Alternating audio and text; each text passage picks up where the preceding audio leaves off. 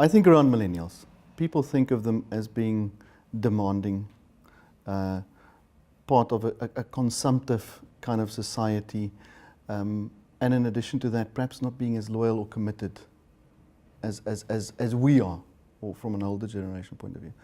I'm not sure any of those myths are in fact really true, and some of the research we've done shows that those are not the pertinent things that differentiate them. What would differentiate them are especially around what they and how they act within a workplace is a little bit different.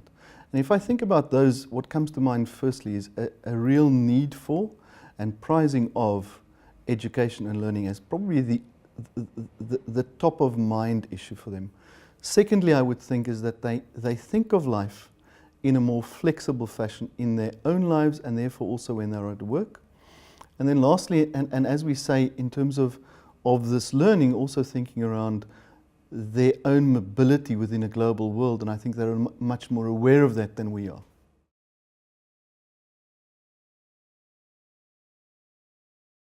I think corporates and corporate culture would like to think that they are doing things to accommodate millennials. But if I look at the organizations I work with, then I would think that although the intent is good, more often than not, they're not dealing with those issues. So being mostly hierarchical, quite inflexible, perhaps even not thinking about what their purpose is and how that purpose works within the larger context and community of a country or a subset thereof. Whereas millennials, on the other hand, do value, and as we've just said, they value flexibility. And let's call it, the word used is kind of work-life balance, but let's just talk about life balance. They think about that in earnest. Are organizations thinking that through? And then in addition to that, and I think most importantly, is how millennials think about being appraised, how you set targets for them, and how they receive feedback in a world that is overwhelmed by technology and social media.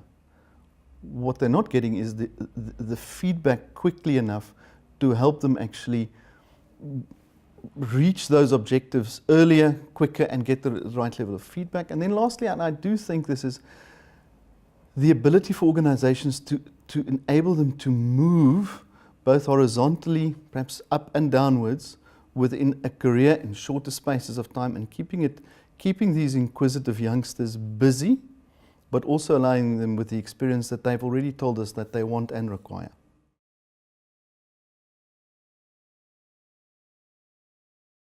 Would you be able to go from, say, being hierarchical in the kind of senses that we see in this country, whether that's in the public or private sector, and go from that to being Google in the next moment?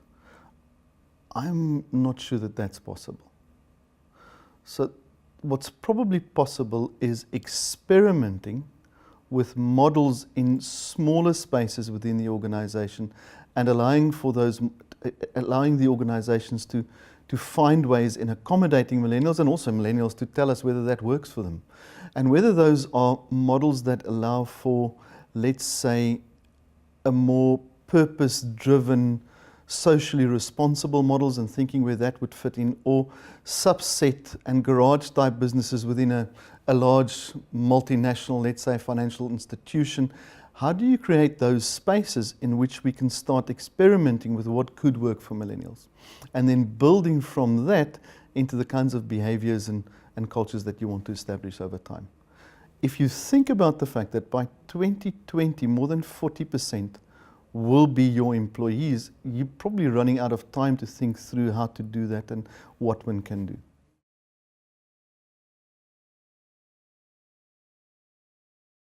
Let's perhaps say they fall in an age group where the actuaries are telling us that they might reach ages of in excess of 100 years. And in this 100-year plus life, they would need to start thinking about that because they're probably going to work till they're 80 plus. Are they thinking through that right now? It seems that they're not thinking through that problem yet on the one hand, but they're also probably valuing other parts of reward. So they might think of their own vitality as important to a salary. They might already think that they will stay with the current employer for 5 years and do something else. I'm not sure whether the products in the market actually think about them in these various life stages and moving from one employer to the other, and are probably as rigid as some of the current reward models are within work.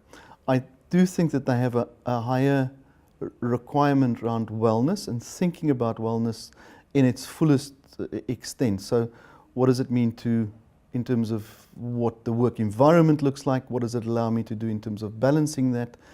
And from that, then determining, is it only the monetary part that they want, or how would they think about that from an investment point of view in their health? I do think that employers can do much in helping them think through what they might need to do. And I'm not sure whether that advice is being given. I think remuneration models would need to change. And in a world where you've got a whole set of changes around mobility in terms of Uber, where people could rent out their services to various employers, I do think they would need to think that they're a place where people would want to stay, but that it would be flexible in terms of, say, base pay, plus if you do a big project, there could be additional stuff.